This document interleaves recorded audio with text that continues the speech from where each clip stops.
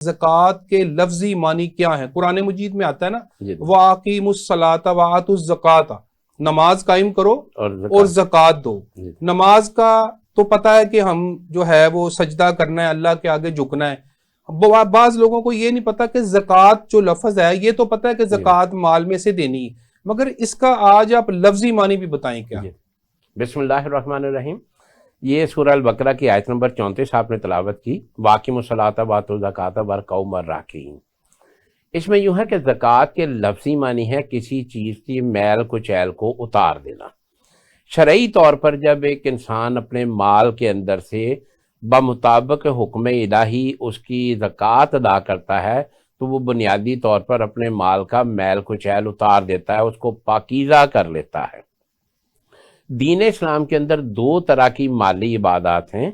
ویسے تو حج وغیرہ بھی مالی عبادات میں ہے، مگر ادا کرنے کی، کسی کو پیسہ دینے کی یا دولت دینے کی، ایک انفاق فی سبیل اللہ ہے اور ایک زکوٰۃ ہے۔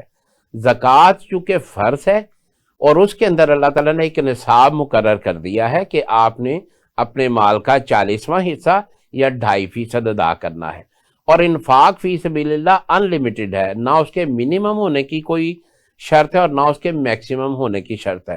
اور اللہ تعالیٰ سورہ البقرہ کی آیت نمبر 183 کے بعد کے مضمون میں کہتے ہیں کہ کوئی بھی شخص اگر اللہ کے راستے میں زیادہ خرچ کرے گا یا زیادہ نیکی کرے گا تو اللہ تعالیٰ اس کو ادا کریں گے، اس کو اتنا اجر دیں گے۔ تو زکوٰۃ کے لفظی معنی ہے کہ مال کے اندر سے ادائیگی زکوٰۃ کر کے اس کا میل کچیل صاف کر دینا، اور اللہ کا یہ وعدہ ہے کہ اس پہ اللہ تعالیٰ مال کو بڑھائیں گے اور وہ کبھی مال کم نہیں ہوگا۔ یعنی کہ رانا صاحب یہ جو مال آپ نے بتایا کہ اس کی میل کچیل کو دور کرنا ہے، یہ مال آپ نے اپنے غریب رشتہ داروں کو، اپنے معاشرے کے جو مستحق افراد ہیں ان کو دینا ہے۔ جی جی جی۔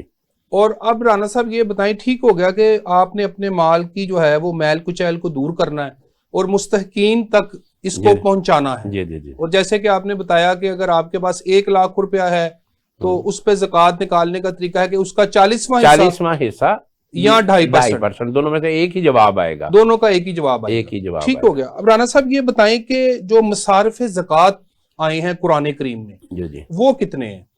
یہ جی مصارف قرآن 8 ہیں۔ مصارف زکوٰۃ، جی مصارف زکوٰۃ جو ہیں قرآن میں 8 بیان کیے گئے ہیں۔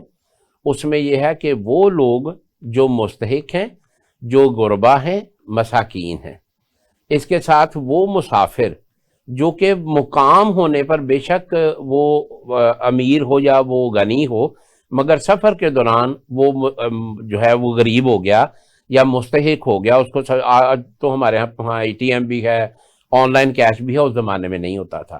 اس کے بعد قیدی ہے، اس کے بعد وہ لوگ جو زکوٰۃ کے نظام کو مینیج کرتے ہیں، اس کے بعد وہ ہے کہ جو مقروض ہو اور وہ قرض ادا نہ کر سکتا ہو۔ اس کے اندر ایک اور آخری جو 8واں مصارف زکوٰۃ ہے وہ ہے جو زکوٰۃ جو قرض خواہ ہو، فرض کریں کسی سے اس نے قرض لینا ہے اور مقروض جو ہے وہ قرض کی ادائیگی نہیں کر پا رہا، تو وہ اس نے جتنا قرض اس کو دیا اگر وہ اس کی زکوٰۃ کے برابر یا کم و بیش ہے تو ایوریج میں وہ اتنی زکوٰۃ کی ادائیگی کو روک لے گا اور اس کا قرض اس کو اتنا معاف کر دے گا۔ فرض کرے ایک بندے کی زکوٰۃ بنتی ہے 50,000 روپے اور اس نے کسی سے قرض لینا ہے 40,000 روپے، تو وہ کہتا ہے کہ جی ٹھیک ہے میں نے تمہیں قرض معاف کر دیا اور میں زکوٰۃ 10,000 روپے ادا کر دیتا ہوں، تو وہ قرض خواہ جو ہے وہ بھی جو ہے نا زکوٰۃ کو اس طرح مینیج کر سکتا ہے۔ اللہ تعالیٰ نے یہ رعایت دی ہے تاکہ جو مقروض ہے اس کا بوجھ اتر جائے اور جو قرض خواہ ہے جس نے اسے قرض دیا ہے اس پر بھی بوجھ نہ آئے۔ ٹھیک رانا صاحب یہ بتائیں کہ جو زکوٰۃ کا نصاب ہے اس کی جو ادائیگی کا ایک تو پرسنٹیج اللہ نے بتا دی نا کہ 40واں حصہ یا 2.5%۔ جی جی۔ اب یہ ہے کہ زکوٰۃ جو ہے وہ فرض کس پہ ہوتی ہے؟ جی جی جی۔ اس کا جو نصاب ہے وہ کیا ہے؟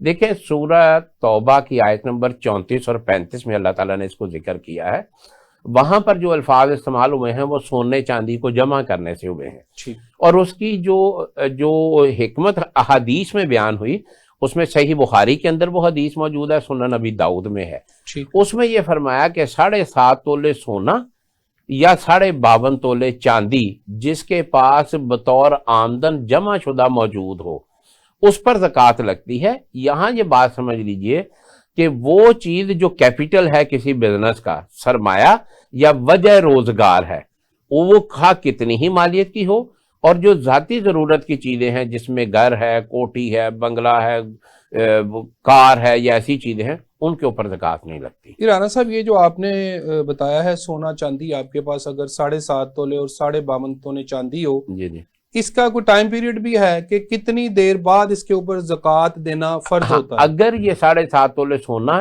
یا 52.5 تولے چاندی یا اتنی مالیت کی رقم 1 سال تک، 12 ماہ تک آپ کے پاس قائم رہ گئی، محفوظ رہ گئی، یا وہ آپ کی جمع شدہ میں رہ گئی، تو پھر اس پر زکوٰۃ واجب ہوتی ہے۔ ٹھیک ہے، اگر 7.5 تولے سے زیور کم ہوگا جی جی، سونا تو اس پہ اس پہ زکوٰۃ نہیں لگتی۔ اسی طرح چاندی 52.5 تولے اگر وہ 52 تولے ہے جی جی، تو اس پہ نہیں لگتی، زکوٰۃ نہیں لگتی۔ ٹھیک ہو گیا۔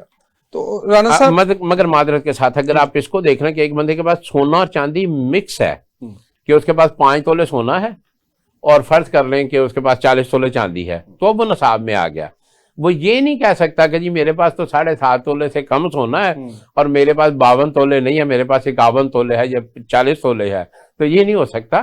نہیں، وہ نصاب میں کیسے آ گیا؟ وہ دیکھیں نا، مسئلہ یہ ہے کہ سونے اور چاندی کا ذکر اللہ تعالیٰ نے میکسیمم اور منیمم۔ رانا صاحب ایک چیز میں اپنے لیے سمجھنا چاہوں گا، آپ نے بتایا کہ اگر 52.5 تولے سے کم چاندی ہو اور 7.5 تولے سے کم آپ کے پاس سونا ہو اور وہ بھی نصاب میں آ جاتا ہے، جی جی، پھر اگر وہ نصاب میں اگر وہ مکس ہو، مکس ہے، نہیں پھر کیا اس کی کل مالیت کو دیکھا جائے گا؟ جی جی، اگر وہ سونے سے زیادہ ہو رہی ہے تو اس کو مطلب سونا کنسیڈر کر لیا جائے گا؟ اس کو سونا یوں سمجھ لینا، اس کی کیلکولیشن اسی طرح ہوگی جیسے بارٹر سسٹم میں لوگ گلیوں میں ہاکرز آتے ہیں کہ جی فلانی چیز بیچ دیں، اور اس کے بدلے میں بچپن میں ہم وہ پوڑا سیمیاں بھی لیتے رہے ہیں گھر کا۔ رانا صاحب یہ جو رقم ہے یعنی کہ اس کو فرض کریں کہ 7.5 تولے سونا کی اس وقت قیمت جو ہے وہ فرض کریں کہ وہ بن جاتی ہے 5 لاکھ روپے، فرض کریں، ویسے تو 40 لاکھ بنتی ہے، اچھا 40 لاکھ اس کی قیمت ہے۔ اب چاندی جو ہے وہ تقریباً 3.5 لاکھ روپے کی بنتی ہے، 52.5 تولے۔ اب اگر ایک بندے کے پاس جو ہے وہ 40 لاکھ نہیں ہے، اس کے پاس سونا ہے 35 لاکھ روپے کا اور چاندی ہے اس کے پاس 4 لاکھ کی یا 5 لاکھ کی، تو وہ سونے کی اس مقدار پر پورا ہو گیا۔ ٹھیک ہے، لہٰذا یعنی کہ ایک مقدار دونوں کو جمع کرنے سے پوری ہو رہی ہے، وہ نصاب میں آ گیا، ہمارے یہاں اصل میں جو سونا اور چاندی کا علیحدہ لفظ کو ہم نے ٹیکنیکلی سیپریٹ کر دیا، اس کو آئسولیشن نہیں ہو سکتی۔ وہ اس کے پاس ہوگی کہ جس کے پاس صرف سونا ہے چاندی نہیں ہے، یا جس کے پاس صرف چاندی ہے سونا نہیں ہے، تو وہ آئسولیشن کے ساتھ ہی سیگریگیٹ کرے گا کہ میرے پاس 7.5 تولے سونا نہیں ہے، مجھ پہ زکوٰۃ نہیں لگتی، 52.5 تولے چاندی نہیں ہے، زکوٰۃ نہیں لگتی۔ مگر موجودہ دور میں آج علماء نے اس رمضان المبارک میں یہ اعلان فرما دیا ہے کہ چونکہ سونا 7.5 تولے 40 لاکھ کا بنتا ہے، اتنی مقدار کسی کے پاس نہیں ہوگی، تو انہوں نے چاندی کو نصاب مقرر کر دیا 52.5 تولے۔ اس کا اصل پرپس یہ ہے کہ انسان اپنے مال میں سے، ویسے جسے ہم اپنا مال کہتے ہیں، بیسیکلی تو وہ اللہ کا مال ہے۔ اللہ تعالیٰ کی یہ حکمت ہے کہ وہ کسی کو دے کے نواز کے اس کا امتحان لیتا ہے، اور کسی سے چھین کے یا نہ دے کے آزماتا ہے۔ تو یہ اللہ کا مال ہے، اللہ کی راہ میں خرچ کرنا ہے، تو اس لیے انہوں نے نصاب کو اس لیے کر دیا کہ ایک تو اس کا جو نصاب ادا کرنے والے ہیں، زکوٰۃ ادا کرنے والے، ان کا نمبر آف پیپل بڑھ جائے گا، لوگوں میں نیکی بڑھ جائے گی، اور غربا تک اس کے جو ہے نا وہ تقسیم زیادہ حد تک پہنچ جائے گی۔